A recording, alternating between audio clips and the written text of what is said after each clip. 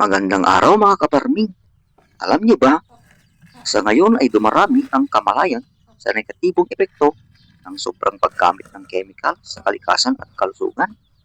Kaya't ngayong araw ay gumawa tayo ng organikong insektisidyo para maprotektahan ang ating taniman mula sa peste at magambag din sa mas malusog na kapaligiran.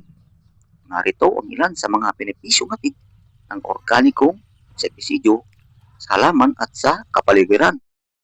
Dahil sa mabilis itong mabulok sa lupa at hangin, kaya hindi ito nag-iiwan ng residue o pollution sa tubig at lupa. Ito rin ay nagpapahiwatig ng balance ng ecosystem. Nagpropromote din ito ng sustainable at organikong pagsasaka. Epektibo rin ito, mura sa tamang paggamit. Yun lang mga kaparming. Follow us for more farming videos.